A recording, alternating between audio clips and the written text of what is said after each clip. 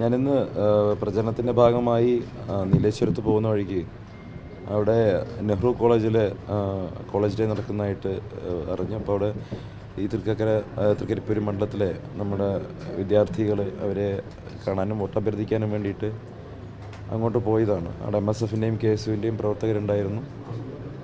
അവരെ പോയി അവരുടെ കൂടെ പോയതാണ്. പോയ സമയത്ത് ആദ്യം പോയി അവിടുത്തെ പ്രിൻസിപ്പാളിനെ കണ്ടു. അദ്ദേഹത്തെ കണ്ട് അനുവാദം ചോദിച്ചു. അദ്ദേഹത്തോട് വോട്ട് അഭ്യർത്ഥിച്ച ശേഷം ബാക്കിയുള്ള കുട്ടികളെ കാണാൻ വേണ്ടി ഇറങ്ങിയ സമയത്ത് അവിടെ കോളേജ് യൂണിയൻ്റെ ചെയർമാനാന്ന് പറഞ്ഞിട്ട് ഒരു വിദ്യാർത്ഥി നേതാവാണെന്ന് തോന്നുന്നു, ചെറുപ്പക്കാരൻ വന്ന് അവിടെ ഈ തെരഞ്ഞെടുപ്പ് പ്രചരണം നടത്താൻ പറ്റില്ല എന്ന രീതിയിൽ തടഞ്ഞു. എൻ്റെ ദേഹത്തെ പിടിച്ച് തള്ളി എൻ്റെ ചെസ്റ്റിന് ഇടിക്കുകയാണ് ഉണ്ടായത്. അപ്പോൾ അത് എൻ്റെ കൂടെ ഉണ്ടായിരുന്നവരത് തടയാൻ ശ്രമിച്ചു. അവരെ ദൂരെ കൊണ്ടുപോയി വളരെ ക്രൂരമായിട്ട് മർദ്ദിച്ചിട്ടുണ്ട്. എൻ്റെ നെഞ്ചത്ത് ഇടിച്ചിട്ടുണ്ട്.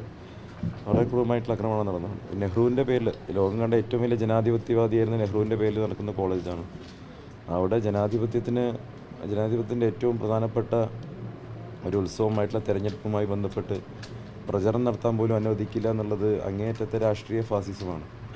പാലക്കാട് സ്ഥാനാർത്ഥിക്കെതിരെ, UDF സ്ഥാനാർത്ഥി രമേശ് പിഷാരടിക്കെതിരെ ഫാസിസം നടപ്പിലാക്കുന്നത് അവിടെ മൂത്ത ഫാസിസ്റ്റ് ആണെങ്കിൽ ഇവിടെ അവർ അനിയൻ ഫാസിസ്റ്റ് ആണെന്ന് മാത്രമേ ഉള്ളൂ. രണ്ടുപേരും ഒരുപോലെയാണ് ഈ കേരളത്തിൽ, രാജ്യത്തും ഇത്തരത്തിലുള്ള കാര്യങ്ങളുമായിട്ട് മുന്നോട്ട് പോകുന്നത്.